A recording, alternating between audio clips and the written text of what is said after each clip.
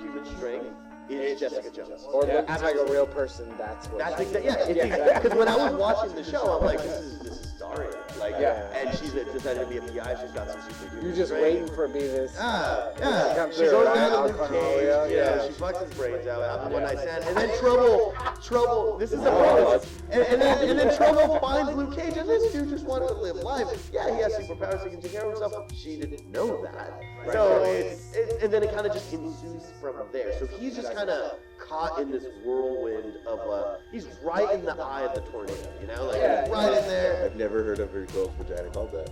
It's a great joint. I'll take you there sometime. You guys want to share that journey together? Fucking. Hopefully, it's not the same fate as Breaking Bad with Jesse, which Eskimo Brothers, right? didn't wake up. Yes. Yeah. Fucking Eskimo. He's watching the lake. I figured it. She told me about it. Okay, so what about Iron Fist? Do you guys prefer? What do you guys think about Iron Fist? Press off. You prefer soft fist than Iron Fist? Well, come on. You're gonna get fisted. Again, Might as well be Iron. as far as Iron Fist, if he's gonna be a mysterious character, I'm down. But if it's all, then it's gonna be weird. But I mean, again, the interest I have in it is in Daredevil when they didn't show his face. Oh, okay, I got you. You know what I mean? Yeah. Well, I think that's where it's gonna end up going because but then it starts leading into where Marvel's gonna go with like the mystical powers and shit like that because that's Iron Fist. Iron Fist has mystical powers. Right. I don't know what I'm doing. Yeah, that's why I was talking about for Punisher. It was like, you're just gonna kill him, yo. Yeah, I mean, it's just like for Punisher, it's we know the story of Frank Castle. We know that his entire family was murdered and he wants revenge and he decides to go out and be a vigilante because essentially he's a vigilante. He's not a hero. No. He's by far a hero. He's a vigilante. He's not even, can you classify him as an anti-hero? Yeah, I mean, he focuses his energy on bad people. He qualifies as bad people, right? So which is relative. Yeah, exactly. So in that essence, like, it is an anti-hero. He is doing everything himself, but that's essentially what superheroes do.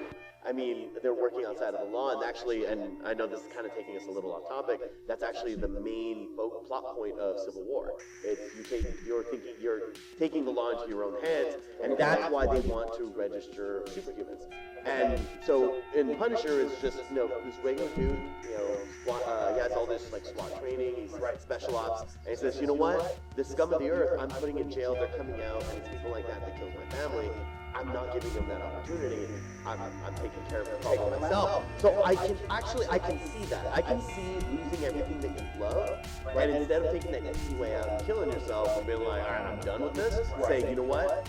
Everyone's got to go. Like, anyone that's like across the line or whatever. Yeah. So I can see where he's coming from, but I can also see why superheroes need like a Daredevil, Spider-Man. These are the ones that are consistently battling this dude, like trying to take him down, or like Okay. So I mean, leading into Civil War, yes, we all know Civil War is coming out this year. Yes, this year. We're talking about May. Is it May? May this year? That it's coming out. 2016. Thank you for that. But what you were talking about, we're going into how the movies differ from the comics. Now, as far as the comics go, that is completely different from what we're all seeing is what's happening now. I know a lot. If you follow comics, cool, great. If not, I mean, here it is. Here's where we're gonna go ahead and catch up. I mean, there's a lot of stuff that happened in 2015 as far as comics go. And I mean, we've got Luis, our resident comic book guy over here.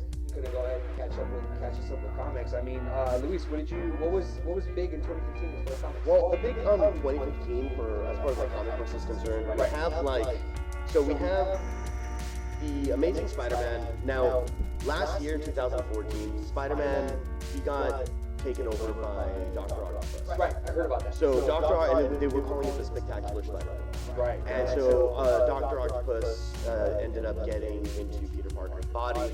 And this isn't Miles. No. It's the way that it's different universes. The easiest way I can explain it is that Michael Keaton's Batman exists and then Christian Bale's Batman exists. They don't know each other. They're both Batman in their own right, but they both live in different worlds. It's something like that. It's something like that. In DC, they cover it more. They simplify it in DC more than Marvel. Yes. Because Marvel, they name their planets, right? Yes. Like the 616 and things like that. Now, if you guys don't know, the 616 is what we're dealing with as far as the Marvel Cinematic Universe right now. Now, as far as DC goes, they have Earth 1, Earth 2, Earth 3, things like that. They live on their respective planets. They don't know either one of them exists, but it's a different, alternate universe. So think of it as, okay, you've got Zack here that's in a band. Maybe this Zack in another universe isn't in a band. Maybe he's working Wall Street. Shit like Very that. good. Wolf. Yeah, The wolf. exactly. So I would be the wolf, by the way. So in this world, he decided to turn right instead of left. In the other world, he's turning left instead of right. And so then you just ends up in two different spaces. But we are talking Peter Parker on this one, right? In this particular case, we're talking Peter Parker. So now that was the big 2014 arc, and there was a lot of backlash on it. I was one of them. I'm not gonna lie. I bought it. I was buying the first couple issues. Wasn't really feeling it, so I dropped out of it. I heard it got great reviews once, like after the first 3 or 4. Even the writers of it knew they're like, all right, we're getting a lot of hate on this, but stick with us, guys. And so this was their end game. So the Amazing Spider-Man in 2015. Peter Parker is back. I dropped out of the comic, so I don't know how he's back, but he's back in his own body. But during the time that Dr. Octopus was in his body, he made this multi-million-dollar company. So now Peter Parker isn't that nerdy guy that's living in like this dirt poor guy. Like now he's this millionaire. So it's Bruce Wayne-ish. I like to call it more Tony Stark-ish, just to keep it in the Marvel universe. All right. And that was so.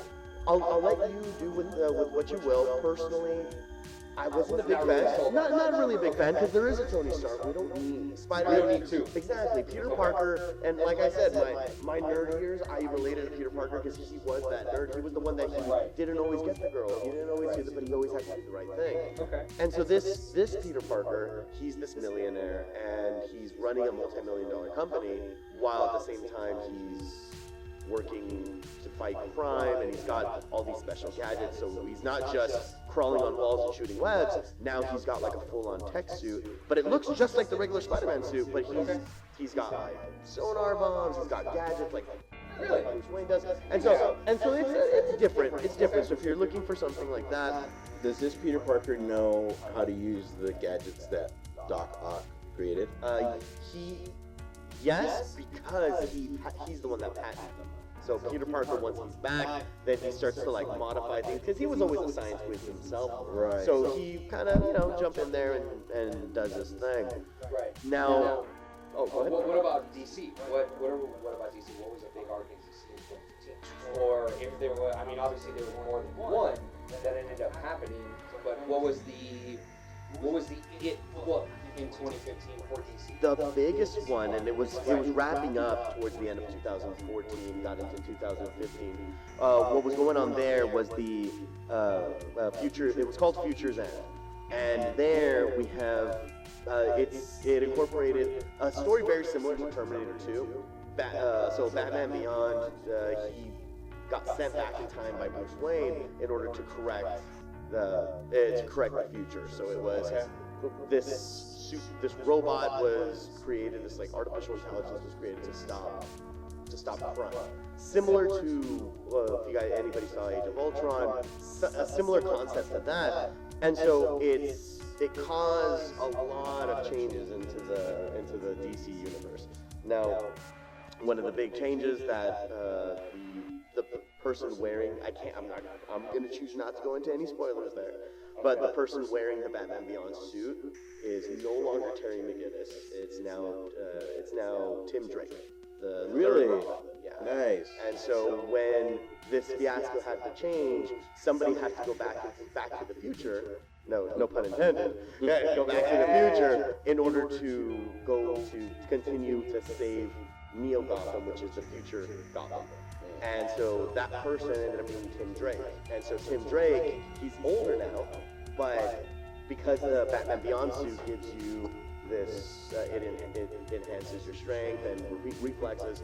So Tim Drake goes to Neo Gotham, future Gotham, to protect it. And so the current Batman Beyond arc is no longer Terry McGinnis. It's now Tim Drake, yeah. So he used to be Red Robin. Right. In Future's End, they do explain as to why he stopped being Red Robin. He had a falling out with Bruce Wayne. Really? And so and it kind of just wraps up there. So that was the big one. Okay. In the DC universe. Well, you can't say what happened. I Would the can. spoiler be something happened to Terry McGinnis? Is that why? Yes. Okay. That's such Now I know you being a huge Batman Beyond fan. I know you. I mean, being that what you were just saying, I mean that's something that I want to go ahead and pick up because I know Future's ended and now we're entering, or the end of 2015 was the Dark Side War, and we're still entering the Dark Side War, or we're still in the Dark Side War, which seems like, do you think, going back to being the biggest Batman Beyond fan, with what happened to Terry McGinnis, did that tear you, or were you kind of like, okay, I can accept it? No, I was torn. Really? I was really torn. I was borderline. I'm not going to buy Batman Beyond comics anymore. Are you kidding me? And Really? I continue to. Okay.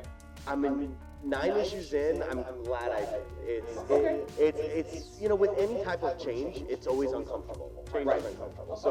So you just need to be open-minded and see. Considering they've been telling the same story over and over again, and so they understandably so they may need to make it different for opening up to new audiences, and that's a big thing that a lot of comic book fans, myself included, they get upset when they make theatrical releases of movies, because the first gripe that I always hear is that's not what happened in comic books. Right. But the problem is, the first time that, let's say you have a delicious meal. The first time you eat that delicious meal, it's going to taste awesome.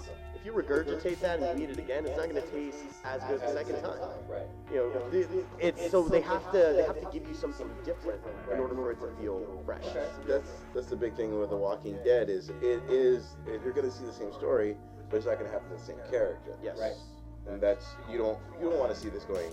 Oh, I know what's going to happen. Negan's going to kill blah blah blah, and you're like, well, and then you see Negan, you're like, you already know what's going to happen, Right, so you're right, going to tell everybody. Right. Now, what about keeping up on independence? Keeping up on any independence? One comic that shocked me actually was Saga. That came out. So now Saga, for those of you that don't know, and if you're looking for a good comic to read, definitely pick up Saga. It's such a great read. I agree. Think of it, it's a little Romeo and Juliet-ish, in the sense that it's these two species in outer space are fighting each other, and these two different species, male, female, fall in love, and they're essentially harboring their kid.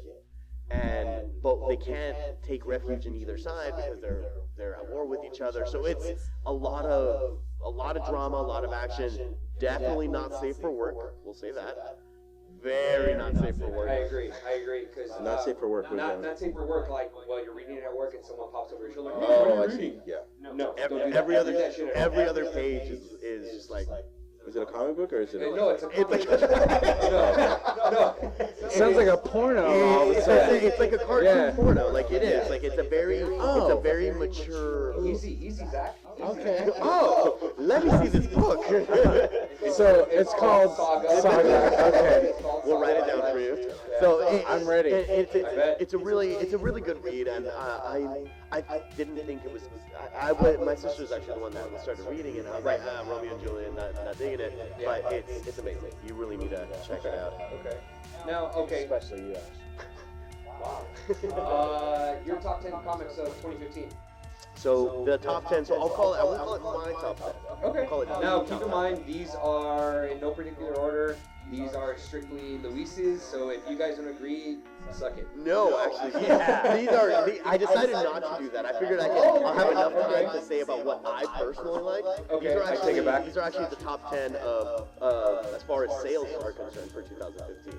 Ladies and gentlemen, I apologize. I retract my previous statement. Luis, continue. No, and what's interesting actually, and a lot of these I actually picked up myself, and Star Wars actually made it in the top 10, like in comic book ones, which I thought was really interesting. Number one seller was Star Wars number one.